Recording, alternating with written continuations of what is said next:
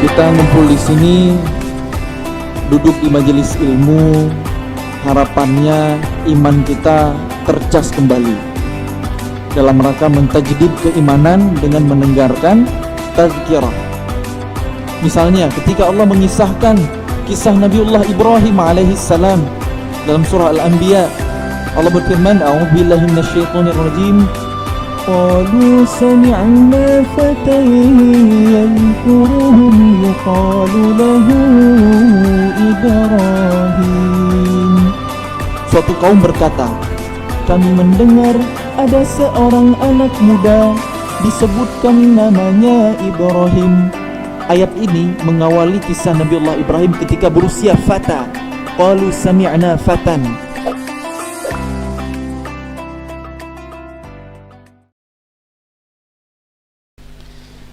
Hadirin encik, tuan dan puan yang dimuliakan Allah Subhanahu wa taala.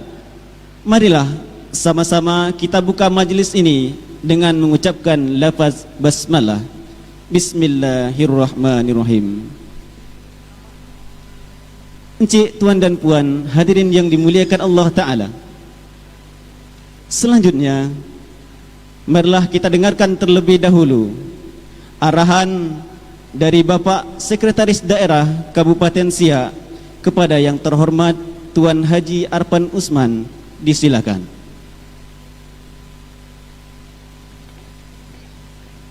Assalamualaikum warahmatullahi wabarakatuh. Kita ucapkan ahlan wa sahlan kepada Al-Ustaz Muzamil Hasbalah. Selamat datang di Siak Sri Indrapura, Kota Istana. Semoga kedatangan beliau dapat memberikan pencerahan kepada kami semua, pada generasi kami semua, khususnya kepada pejuang subuh Kabupaten Siak yang berhadir di masjid yang kita banggakan ini.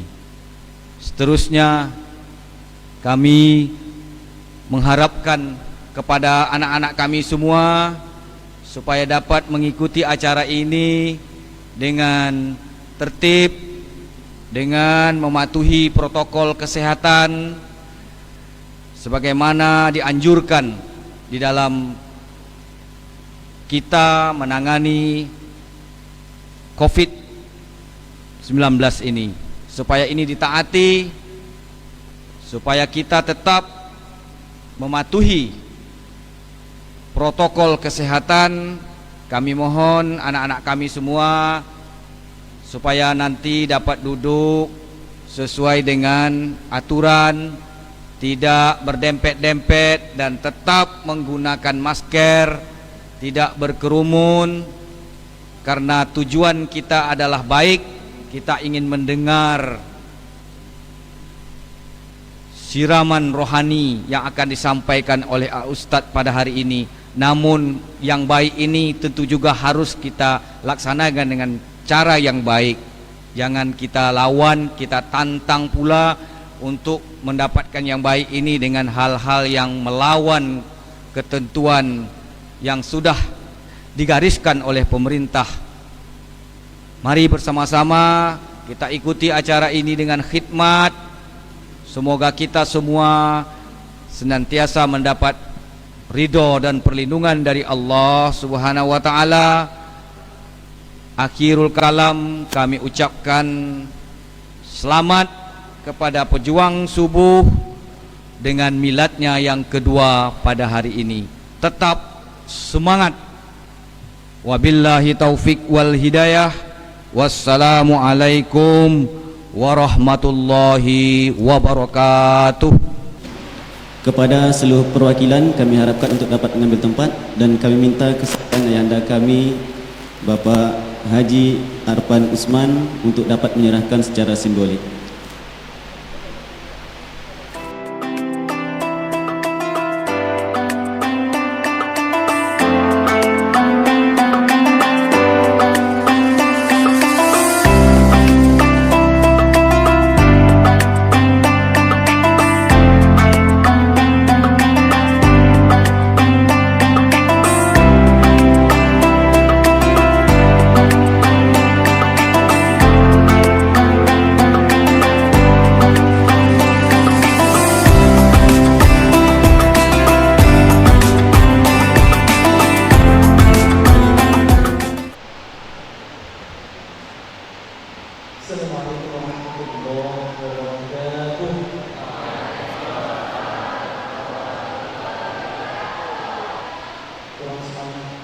Udah pada makan siang belum?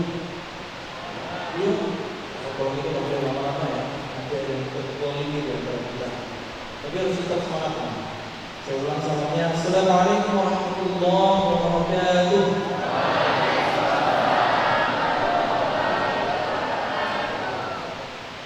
Alhamdulillah wa kafa wassalatu wassalamu ala rasulillahil mustafa wa ala alihi wa sahbihi wa man wala.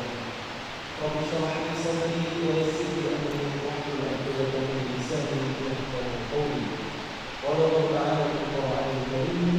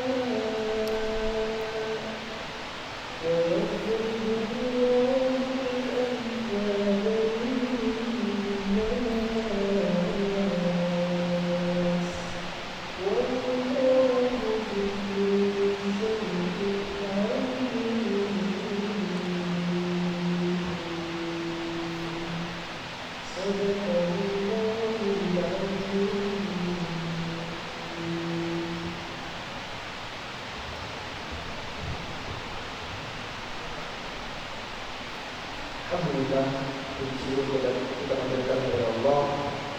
Di siang yang cerah ini, Allah mengizinkan kita untuk berkumpul di rumahnya yang mulia dan megah yang agung untuk barokah ini. Duduk di majelis ilmu, mudah-mudahan dengan begitu Allah mudahkan jalan kita menuju surganya. Salawat dan salam semoga terlimpah curah kepada seorang manusia mulia, insan pilihan, idola kita semua, Nabi Muhammad sallallahu alaihi wasallam. Mudah-mudahan dengan kita senantiasa bersolawat kepadanya, mengamalkan sunnah-sunnahnya, kita terpilih di antara umatnya kelak yang mendapatkan syafaat. Amin ya rabbal alamin. Yang saya hormati dan saya muliakan Sekretaris Daerah Kabupaten Siak, Bapak Dr. Andes Arfan Osman MPD. Yang saya hormati dan saya muliakan Wakil Bupati terpilih Kabupaten Siak, Bapak Haji Husni Mirza BBA MM. Yang saya hormati dan saya muliakan Kepala Kemenak Kabupaten Siak, Bapak Dr. Andes Hadi Muharram. Kemudian yang saya hormati dan saya muliakan juga Ketua Basnas Bapak Haji Abdul Rashid, Asisten 3 Bapak Haji Jamaluddin, Ketua Pejuang Subuh Kabupaten Siak, tokoh-tokoh masyarakat yang hadir, cerdik pandai, para sesepuh alim ulama yang tidak bisa saya sebutkan satu persatu, ayah bunda yang dirahmati Allah, dan teman-teman seperjuangan semuanya yang disayang sama Allah. Saya lihat nih banyak anak muda nih wajah-wajahnya ya, Masya Allah. Ngapain kita kesini? Kok pada diem-diem aja nih? Ngapain? Mau ngaji? Tabligh akbar? Bukan mau lihat Bang Muzammil? Mau dengerin suaranya? Udah lihat? Udah dengerin? Udah boleh pulang. Ya, kita ngumpul di sini, duduk di majelis ilmu, harapannya iman kita tercas kembali dalam rangka mentajdid keimanan dengan mendengarkan tazkirah, tausiah, mau'izah hasanah, atau ilmu-ilmu kebaikan yang mudah-mudahan bermanfaat dalam kehidupan kita, bukan sekedar menjadi wawasan, melainkan bisa kita amalkan. Jadi sebelum saya mulai sharing sama teman-teman, kita luruskan niat dulu untuk apa kita kesini ya. Jangan karena datang Bang Muzamil nih jauh-jauh dari Bandung, semangat gitu. Ini masjid megah nih, nggak tahu nih besok lusa bakal seramai ini atau enggak. Oh kan lagi pandemi nih, social distancing gitu. Jadi menghindari keramaian. Nah ini udah rame. Nah acara hari ini disponsori oleh diselenggarakan dalam rangka milad pejuang subuh yang kedua di Kabupaten Siak. Maka musuh-musuh Islam itu paling takut kalau jumlah jamaah salat subuh kaum muslimin itu serame jamaah Jumat. Beneran, sering dengar kayak begitu ya. Tapi udah kita amalin belum? Ya mudah-mudahan dengan wasilah acara ini terketuk hati kita, dapat hidayah kita, sehingga nih yang cowok-cowok terutama nih yang anak-anak muda semangat untuk bangun salat subuh berjamaah ke masjid. Nanti buat yang ladies nih, buat yang cewek-cewek, yang akhwat ya, kalau ada yang datang ke rumah, pesan sama abinya, pesan sama ayahnya, tolong tanyain tadi subuh sholatnya di mana. Kalau jawabnya di masjid, terima ya, gitu, ya, kode itu ukuran kesolihan lah insyaallah ya. Karena sholat ini amal utama yang paling diperhatikan Allah, dihisab nanti di yaumil akhir. Apalagi sholat subuh itu paling berat sama orang-orang munafik. Jadi kalau sholat subuhnya udah benar ya, insya Allah yang lain-lain ngikut. Kita perbaiki kualitas sholat kita, Allah perbaiki kualitas hidup kita insya Allah. Baik teman-teman, anak-anak muda khususnya dari Kabupaten Siak dan sekitarnya yang disayang sama Allah. Saya kalau sharing di depan anak-anak muda tuh semangat. Kenapa? Karena saya juga masih anak muda. Mungkin beda di status aja ya. Saya udah alhamdulillah dari panggil ayah. Nantilah pada waktunya ya. Bergotong-gotong ini soalnya terdeteksi kayaknya banyak jomblo gitu. Saya nggak mau membuli, tapi saya doakan aja yang terbaik ya. Semoga istiqomah itu bukan kejombloannya yang istiqomah, tapi menjaga dirinya. Insya Allah ya. Sebelum nanti ketemu dengan yang halal ya. Hari ini hari akad ya, salah hari ahad ya. Benar nggak? Hari ahad, teman-teman udah meluangkan waktu di hari libur, waktu di majelis ilmu, yang mudah-mudahan dapat banyak kebaikan, mudah-mudahan kita menuju surga. Apalagi ini anak-anak muda ya, satu di antara 7 golongan yang mendapatkan naungan di yaumil mahsyar nanti adalah pemuda yang tertaut hatinya dengan masjid. Mudah-mudahan nih teman-teman semuanya insyaallah ya. Teman-teman semuanya yang disayang Allah, Allah Subhanahu wa taala menurunkan Al-Qur'an buat kita sebagai petunjuk hudan linnas wa bayyinatin minal huda wal furqan, sebagai furqan pada ujungnya. Quran itu akan membedakan orang-orang yang dekat dengannya dengan orang-orang yang masih jauh darinya. Berbedanya di mana? Kualitas hidupnya, karyanya, kontribusinya, prestasinya itu harus berbeda. Orang yang dekat dengan Quran, orang yang dibimbing dengan wahyu, dibandingkan orang yang gak bisa baca Quran atau gak mengenal Al-Quran, harus berbeda. Kalau hidup kita gak jauh beda sama orang yang gak kenal Quran, artinya ada yang salah dalam interaksi kita dengan Quran. Mungkin selama ini kita baru baca doang, belum kita pahami dengan benar, belum kita tadabburi, belum kita pelajari tafsirnya. Gimana mau kita amalkan dalam kehidupan? Gimana Quran itu bisa menjadi Al-Furqan, mengubah kehidupan kita? Maka di kesempatan yang singkat siang hari ini, saya mengajak teman-teman untuk bertadabbur, untuk merenungkan pesan-pesan Allah yang ada di dalam Al-Quran.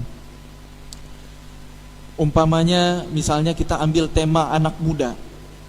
Ketika Allah berbicara tentang pemuda dalam Quran, maka yang Allah ceritakan, yang Allah kisahkan, yang Allah gambarkan adalah kehebatannya, karyanya, hal-hal yang positif, yang menakjubkan, yang luar biasa, yang Allah abadikan sepanjang sejarah lewat kitab suci terakhir yaitu Al-Quran. Misalnya ketika Allah mengisahkan kisah Nabiullah Ibrahim alaihissalam dalam surah Al-Anbiya, Allah berfirman, a'udzubillahi minasyaitonirrajim. Qalu sami'na fatan yadhkuruhum yuqalu lahu Ibrahim. Suatu kaum berkata, kami mendengar ada seorang anak muda disebutkan namanya Ibrahim. Ayat ini mengawali kisah Nabiullah Ibrahim ketika berusia fata. Qalu sami'na fatan. Nabi Ibrahim berusia muda sudah memiliki iman yang luar biasa. Itu anak muda. Pencarian tauhid, mencari Rabbnya dalam proses yang panjang, menemukan kebenaran. Itu anak muda pertama.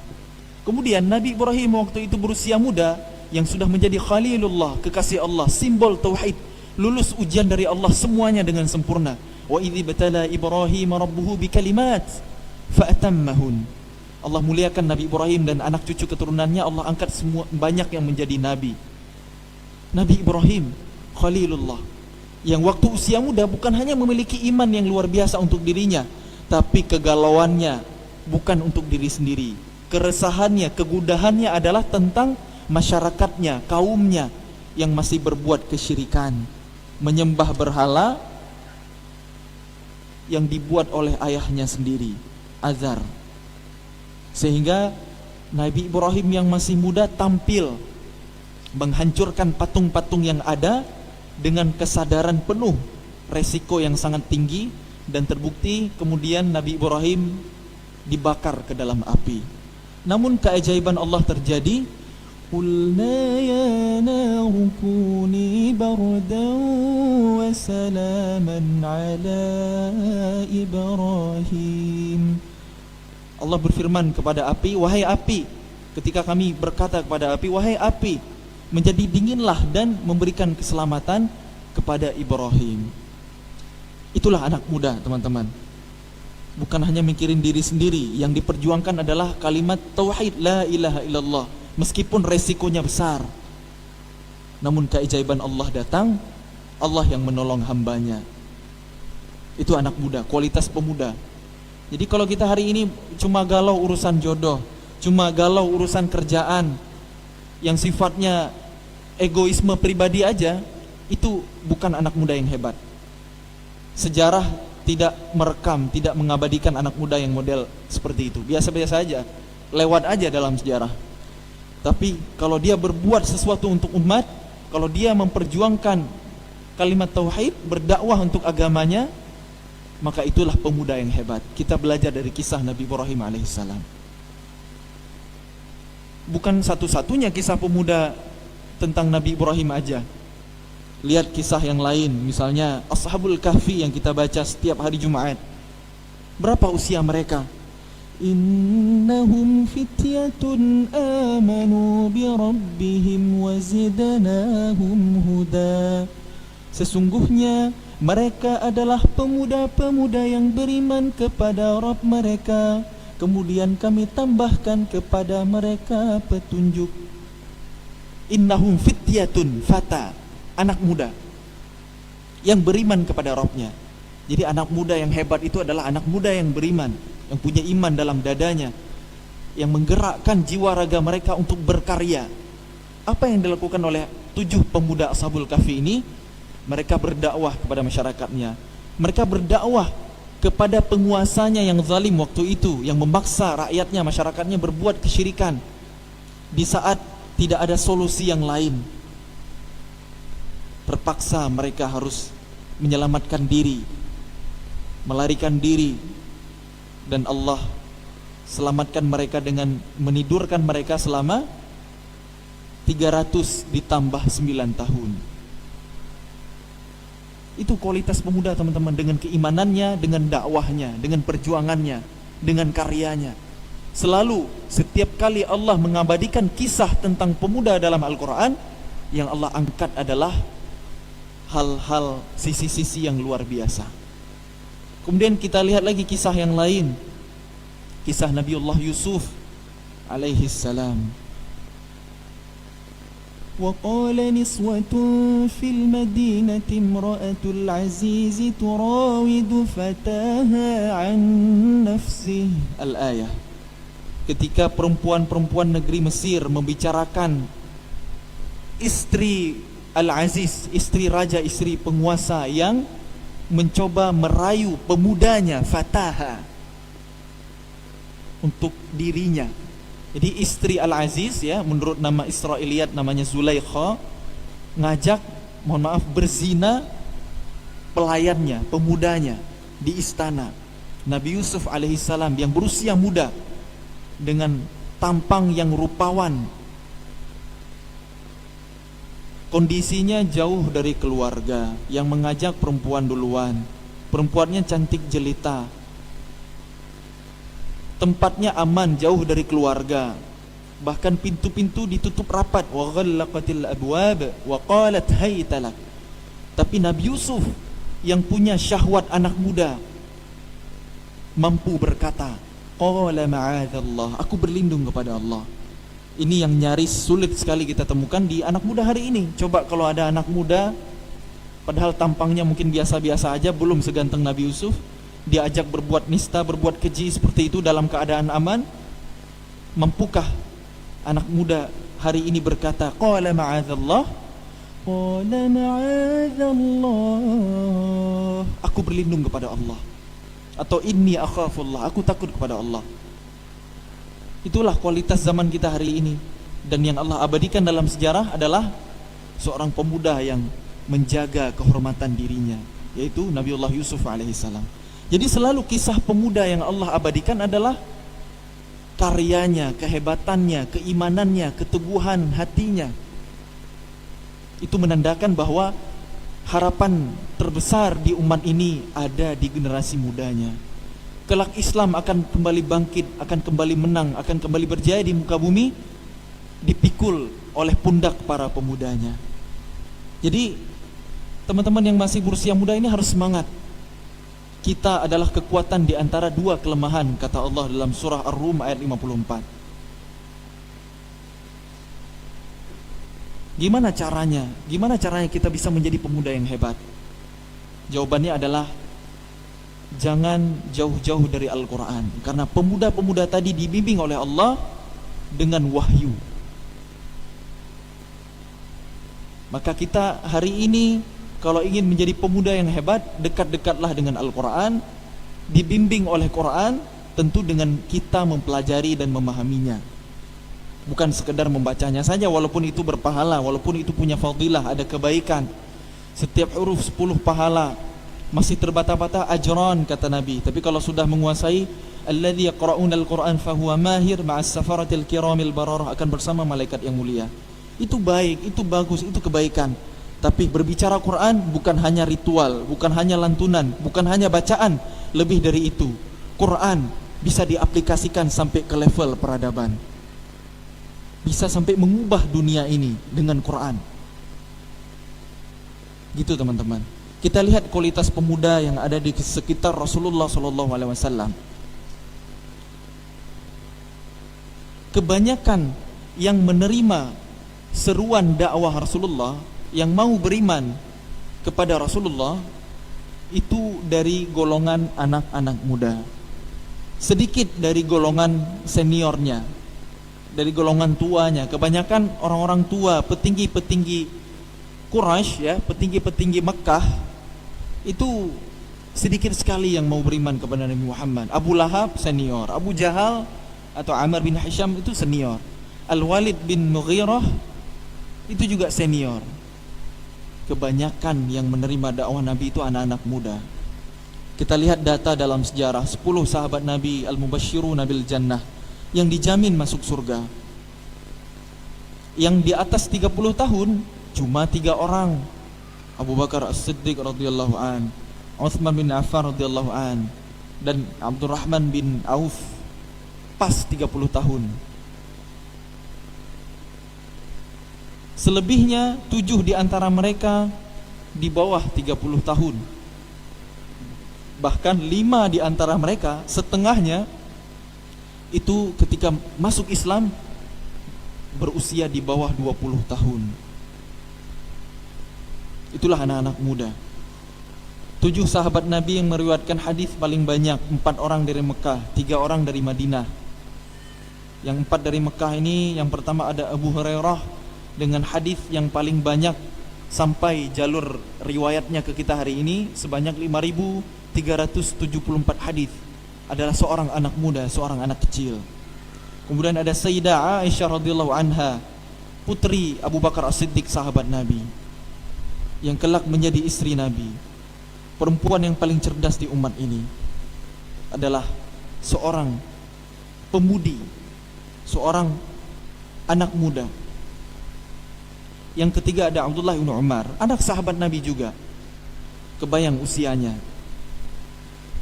Yang keempat ada Abdullah bin Abbas radhiyallahu anhuma. Yang tiga dari Madinah ada Anas bin Malik, ada Jabir bin Abdullah, ada Abu Sa'id Al-Khudri radhiyallahu anhum ajma'in. Semuanya anak-anak muda, semuanya anak-anak kecil.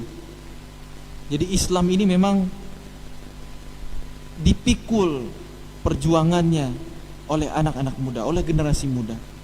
Cukuplah data-data sejarah ini mencerahkan kita.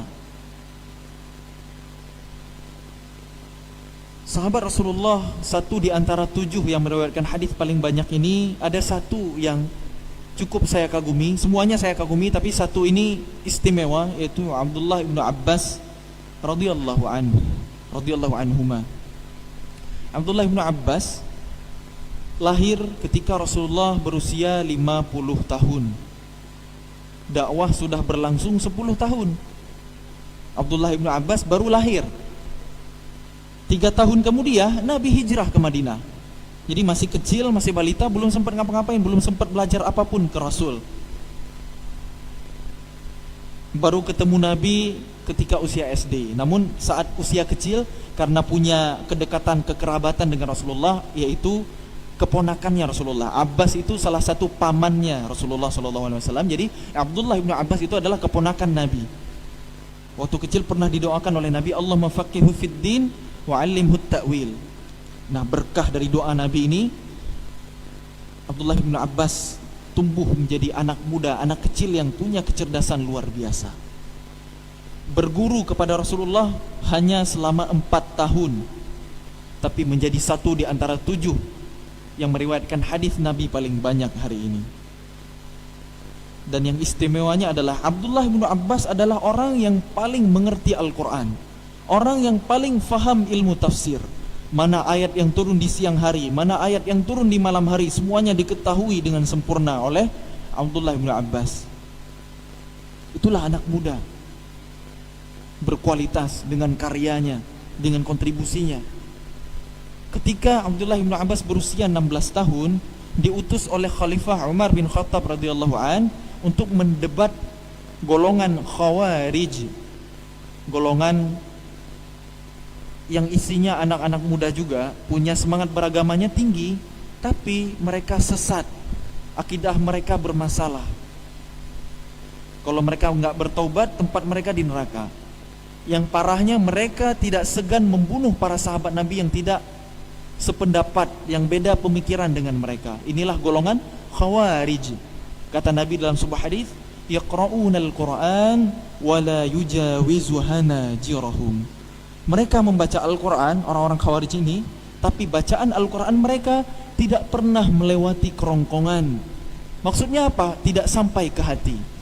Jadi hati-hati hari ini kita yang ngaji itu bagus, tapi jangan sekedar di lisan, jangan sekedar kita dengarkan. Harus direnungkan dengan akal pikiran kita. La'allakum ta'qilun, la'allakum tatafakkarun, la'allakum tadhakkarun. La ayatil liulil albab, liulil absar. Mikir supaya iman tumbuh di dalam hati. Jadi lisan membacanya, akal memahaminya, hati menumbuhkan keimanan. Seharusnya gitu kita berinteraksi sama Quran. Jangan sekedar misalnya kita mendengar ada seorang qori juara internasional melantunkan Al-Quran dengan indah.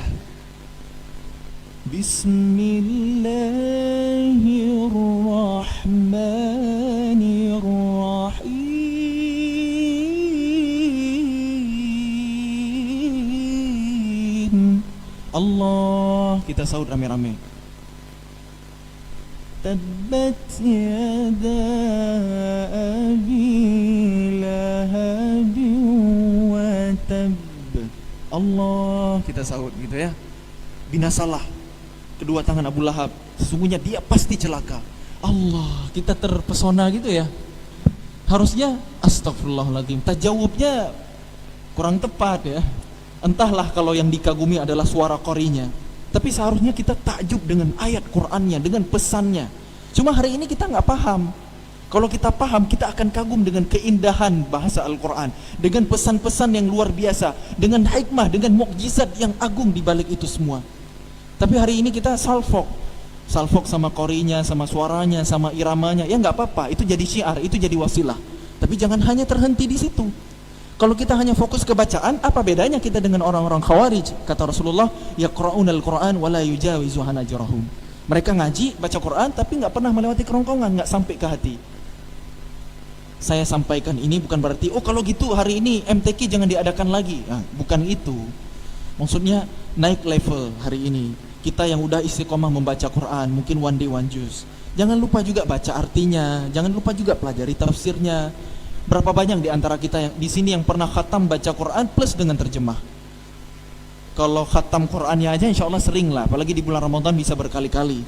Tapi plus dengan artinya, versi Kemenak yang beredar cetakannya di Indonesia, pernah nggak kita khatam, tamat bacanya? Masa novel yang tebel selesai kita baca, diktat kuliah yang tebel selesai kita baca. Quran loh yang katanya petunjuk hidup kita, katanya kita mau selamat nanti di akhirat, pengen masuk surga, ini cara-caranya ada di Quran, hikmahnya, pelajarannya, tuntunannya ada di Quran. Kok kita belum pernah baca? Cita-citanya pengen masuk surga Firdaus lagi, tanpa hisab lagi. La haula wala quwata illa billah. Harus kita buktikan dengan amal, nggak hanya cukup diucapkan. Iman itu kan 3 kriterianya: membenarkan dengan lisan, meyakini dengan hati, membuktikan dengan amal perbuatan. Maka gimana kualitas amal soleh kita, itu adalah cerminan keimanan. Allahu Akbar, Allahu Akbar. Langsung nggak sholat berjamaah di masjid? Buat yang cowok-cowok nih khususnya ya, kejar saf pertama, takbir ula tanpa masbuk di belakang imam ya. Kalau iya, itulah kualitas iman kita. Tapi nggak apa-apa deh masbuk juga, nggak apa-apa deh ditakhir juga. Ini tanggung nih kerjaan, dikit lagi beres. Nah itulah kualitas iman kita. Terus giliran urusan dunia pengen disegerakan sama Allah. Panggilan Allah kita entar-entarin. Ya gimana? Iman. Tanpa iman, syariat ini adalah beban. Kenapa memasuki bulan Ramadan? Hari ini kita masuk bulan Rajab ya. Kemarin 1 Rajab, hari ini 2 Rajab. Allahumma barik lana fi Rajab wa Sya'ban wa ballighna Ramadan. Ini doa yang diajarkan Rasulullah. Ya Allah, berkahilah kami di bulan Rajab dan Sya'ban, dan pertemukan, sampaikan kami dengan bulan Ramadan. Mudah-mudahan Allah pertemukan kita dengan Ramadan tahun ini. Kita persiapkan dengan amal terbaik. Ini adalah bulan-bulan haram ya. Bermaksiat berkali-kali lipat balasannya. Tapi kalau beribadah amal soleh juga lebih berkali-kali lipat lagi ya pahalanya. Jadi ini saatnya pemanasan menyebut bulan Ramadan. Nah teman-teman semuanya yang disayang Allah, ketika Allah memerintahkan kita berpuasa di bulan Ramadan, yang Allah panggil bukan hanya kita, tapi kita dan iman kita. Ya ayyuhalladzina amanu kutiba alaikumusshiyam. Wahai orang-orang yang beriman, yang merasa dalam hatinya punya keyakinan, punya iman, telah disyariatkan, telah diwajibkan kepada kalian berpuasa. Kutiba alaikumusshiyam kama kutiba alal ladzina min qablikum la'allakum tattaqun. Sebagaimana telah disyariatkan kepada umat-umat orang-orang sebelum kalian agar kalian bertakwa. Jadi coba lihat, Allah memanggil kita dan iman kita. Bukan hanya kita, tapi kita dan iman kita. Kenapa? Kalau nggak punya iman, kita akan melihat Ramadan itu sebagai beban. Harus puasa, nahan lapar, nahan haus. Kalau sekarang sih boleh-boleh aja minum, nanti nggak bisa. Bismillahirrahmanirrahim. Saya izin minum dulu selagi masih bisa ya. Jadi kalau orang yang beriman, sesuai dengan yang dikabarkan oleh Rasulullah, bahwa bulan Ramadan itu bulan yang istimewa, bulan yang mulia. Dilipat gandakan amal kebaikan, dibukakan pintu ampunan, pintu surga, dibelenggu syaitan-syaitan. Di dalamnya ada malam yang lebih baik dari 1000 bulan. Ada 6 keistimewaan Ramadan. Bebannya cuma 1 aja. Makanya kalau orang yang beriman menyambut Ramadan itu dengan bahagia, dengan gembira. Jadi yuk kita ngaji, kita pahami artinya juga. Jangan sampai seperti golongan Khawarij. Mereka baca Quran, tapi bacaan Quran mereka tidak pernah melewati kerongkongan. Nah, teman-teman semuanya insya Allah, balik lagi ke kisah Abdullah bin Abbas radhiyallahu an tadi. Ketika anak muda ini berusia 16 tahun, diutus sama Khalifah Umar bin Khattab untuk mendebat orang-orang Khawarij ini. Berapa jumlah mereka? 6.000 orang. Berapa jumlah kaum muslimin yang diutus? 1 orang aja, Abdullah bin Abbas. Enggak bawa senjata, enggak bawa pasukan, sendiri. Bawa apa? Bawa diri aja dan ilmunya tentunya. Apa yang dilakukan? Debat ilmiah. Diajukan pertanyaan-pertanyaan sama orang Khawarij yang membuat mereka menyimpang. Diajukan kepada Abdullah bin Abbas, semua dijawab dengan sempurna, dipatahkan dengan argumentasi yang kuat hujahnya, dengan logika, dengan kecerdasan yang luar biasa. Sehingga akhirnya kalah 6.000-an orang Khawarij ini. Lebih dari setengah mereka kembali ke iman yang benar, ke akidah yang lurus. Karya anak muda usia 16 tahun. Berapa usia kita hari ini? Ngapain kita di usia 16 tahun? Masih SMA kelas 1 ya. Masih ditanggung sama orang tua, masih dikasih jajan. Harusnya usia balik itu kita udah siap berkarya untuk masyarakat, untuk umat ini. Udah mandiri, harusnya begitu dalam Islam, karena nggak ada istilah remaja. Remaja itu hanya produk kegagalan orang-orang Amerika, orang-orang Barat dalam mendidik generasi muda mereka. Istilah remaja kan itu terjemahan dari bahasa Inggris, teenagers. Atau mungkin kalau dalam bahasa Arab, syabab, itu hanya rentang usia saja, ya, pemuda. Dalam Islam itu nggak ada istilah remaja dalam tanda kutip seperti yang kita pahami hari ini. Remaja masih lemah, masih harus didampingi sama orang tua, masih minta jajan ke orang tua, masih belum bisa apa-apa, ya, masih mencari jati diri, identik dengan kenakalan remaja, gitu. Mencari jati diri, life quarter crisis, itu nggak ada dalam Islam. Coba lihat data-data tentang pemuda sepanjang sejarah, semuanya hebat-hebat dengan karyanya, dengan pencapaiannya. Ada lagi anak muda yang lain, misalnya Usamah bin Zaid, yang ketika usia 17 tahun itu udah jadi jenderal, udah jadi panglima perang, memimpin pasukan jihad fisabilillah, meraih kemenangan yang luar biasa. Itu Usamah bin Zaid, menggantikan seniornya Khalid bin Walid. Bukan itu wajar di zaman sahabat Nabi. Kita lihat di zaman generasi Islam berikutnya, ada seorang anak muda usia 19 tahun, namanya Abdurrahman Al-Ghafiqi, dari Daulah Bani Umayyah. Waktu itu pusat pemerintahannya ada di Damaskus, di negeri Syam, ya, Suriah hari ini. Waktu itu Abdurrahman Al-Ghafiqi dikejar-kejar oleh pasukan musuh, ingin dibunuh. Anak muda usia 19 tahun, kabur, menyelamatkan diri, lari dari bumi Syam, ya, kebayang peta, ya, dari Suriah itu masuk ke Mesir. Mesir itu benua Afrika, ya, paling timur. Jalan kaki, nggak bawa apa-apa, jalan terus menyusuri sisi utara benua Afrika, sampailah ke negeri Al-Maghribi, paling barat dari benua Afrika, hari ini negara Maroko. Itu jalan kaki. Kemudian menyeberang ke Eropa, ya, lewat selat Jabal Tur, ya, Gibraltar, ya. Di usia 25 tahun, singkat cerita, Abdurrahman Al-Ghafiqi menjadi pemimpin tertinggi di negeri Andalus. Usia 19 tahun dikejar-kejar dari kematian, usia 25 tahun sudah menjadi khalifah, orang tertinggi di negeri Andalusia, negeri kejayaan muslimin di benua Eropa. Kok bisa ada anak muda kualitasnya begitu? Makanya kalau teman-teman kita belajar sejarah, ya, kita nggak perlu lagi yang namanya motivator. Kita nggak butuh lagi yang namanya motivator, karena udah lengkap semuanya ada dalam sejarah. Kita mau motivasi yang seperti apa? Udah ada kisahnya, udah ada tokohnya. Karena sejarah itu bukan hanya bicara soal tokoh, tahun kejadian, tempat kejadian, peristiwanya apa. Bukan hanya itu, sejarah itu selalu mengulangi dirinya sendiri. Rasulullah selalu mengambil pelajaran dari sejarah. Ketika perang Badar, Rasulullah menerima kabar terbunuhnya Abu Jahal. Rasulullah bersabda, Allahu Akbar, Abu Jahal hadza Fir'aun hadza.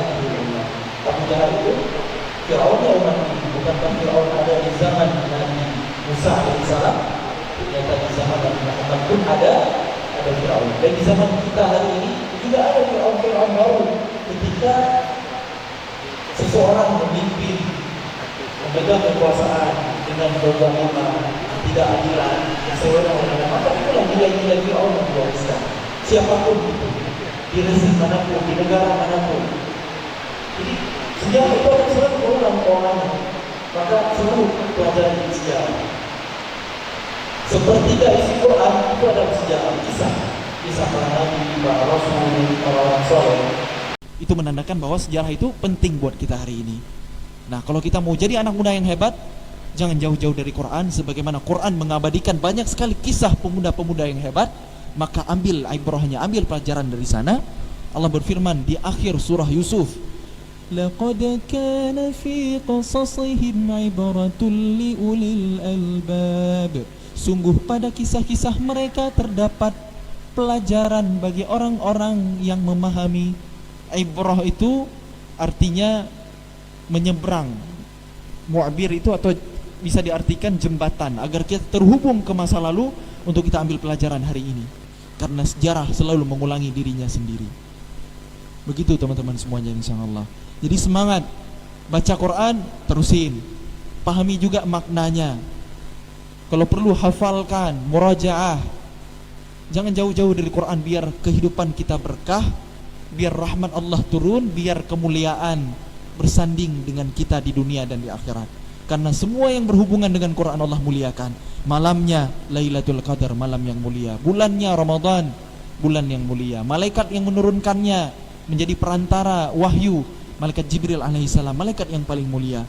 Tempat-tempat turunnya sebelum dan setelah Nabi hijrah, Makkah, Madinah, dua kota yang mulia.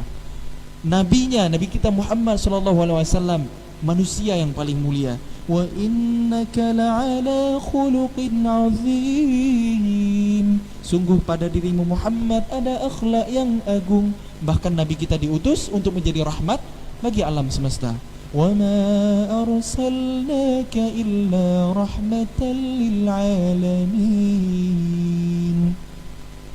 Semua yang ada kaitannya, ada hubungannya, bersinggungan dengan Quran, Allah muliakan. Maka kalau kita hari ini ingin dimuliakan Allah di dunia bahkan di akhirat yang paling utama, jawabannya adalah dengan berusaha menjadi ahlul Quran.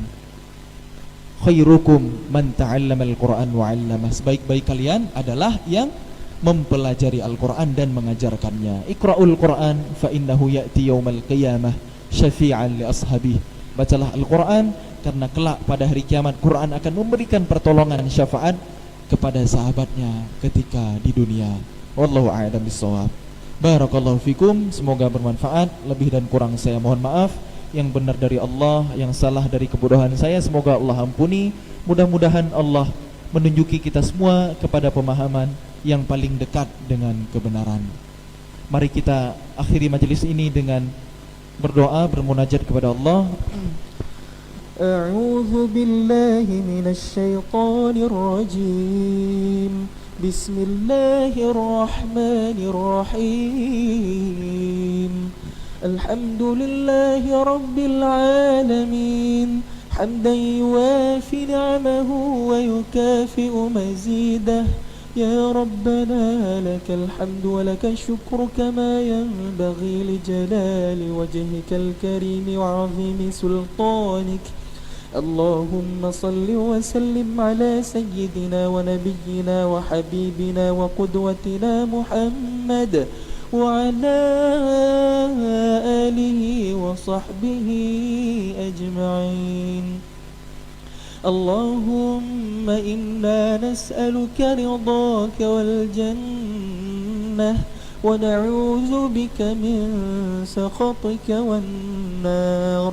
اللهم إنا إنا نسألك إيمانا كاملا ويقينا صادقا وقلبا خاشعا ولسانا ذاكرا، ونسألك علما نافعا وعملا صالحا متقبلا ورزقا واسعا حلالا طيبا وشفاء من كل داء، ونسألك توبة قبل الموت وراحة عند الموت ومغفرة بعد الموت. اللهم هون علينا في سكرات الموت والنجاة من النار والعفو عند الحساب. ربنا ظلمنا أنفسنا وإن لم تغفر لنا وترحمنا لنكونن من الخاسرين. اللهم اغفر لنا ذنوبنا وذنوب والدينا وارحمهم كما ربونا صغارا، ولجميع المؤمنين والمؤمنات الأحياء منهم والأموات برحمتك يا أرحم الراحمين. ربنا هب لنا من الصالحين، ربنا هب لنا من أزواجنا وذرياتنا قرة أعين وجعلنا للمتقين إماما. اللهم اجعل القرآن العظيم ربيع قلوبنا ونور صدورنا وجلاء أحزاننا وهمومنا. اللهم أعز الإسلام والمسلمين وأذل الشرك والمشركين ودمر أعداء الدين. اللهم ارفع عنا البلاء والوباء والفحشاء والمنكر.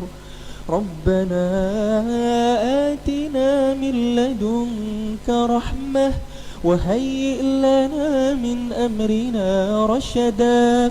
ربنا آتنا في الدنيا حسنة وفي الآخرة حسنة وقنا عذاب النار. سبحان ربنا رب العزة عما يصفون وسلام على المرسلين والحمد لله رب العالمين.